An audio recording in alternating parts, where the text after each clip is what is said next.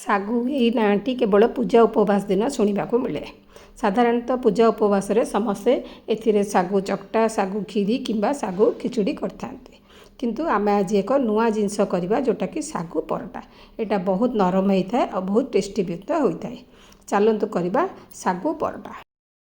Hi welcome to Alka's kitchen. गोटे सुखिला pan रे गोटे कप सागु नेबा ताकू आमे सुखिला 5 मिनिट पई भाजीदेबा। बर्तमान यहाँ ठंडा हो गला आपको आम गुंड करके नहीं आसवा। यहाँ आम गुंड करके नहीं आसिले ताकू आम चलईदेवा।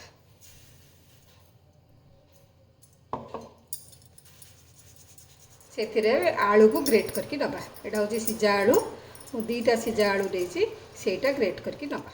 अदा कोरा लुण गोलमरीच गुंड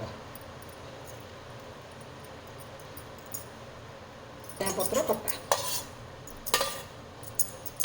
जीरा गोटा जीरा आपको सब भल भाव में मिसई आलू पूरा मिसी गला आम एवं अल्प अल्प पानी देकी चकटिया।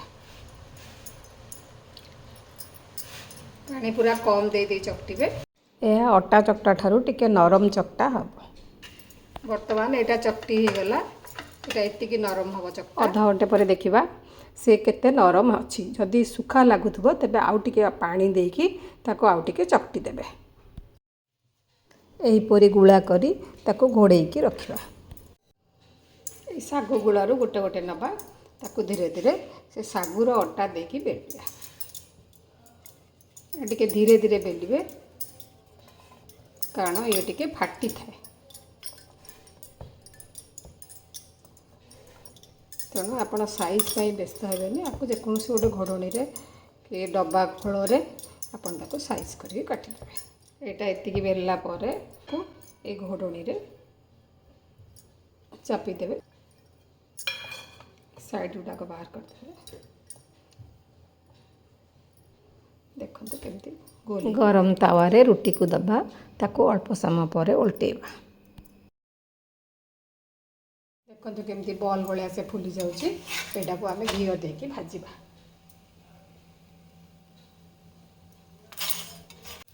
देखो ये केमती फुली जाऊँगी। आपण को बिना तेल कले यहाँ रुटी हम आउ घी पकई कले आप परोटा हम। ये आप पूरी भी छाड़ी पारे। आपको आम सर्व करवा। ये परोटाटी खाइबा को बहुत स्वादिष्ट होता है। देखंतु यह केते नरम है पूरा तुला भाया नरम है। यहाँ को गरम गरम खाइबा को बहुत भल लगी था। यहाँ को आम कोबी तरकारी सहित सर्व करवा। रेसिपीटी आपन को भल लगे बोली आशा। जदि भल लगिला तेबे लाइक शेयर करेंगे। चैनल ले नुआ थिले सब्सक्राइब करेंगे। फेसबुक पेज रे थिले फॉलो करेंगे। यही रेसिपीटी किपर लगिला मते कमेंट बॉक्स रे जणाइबे। धन्यवाद।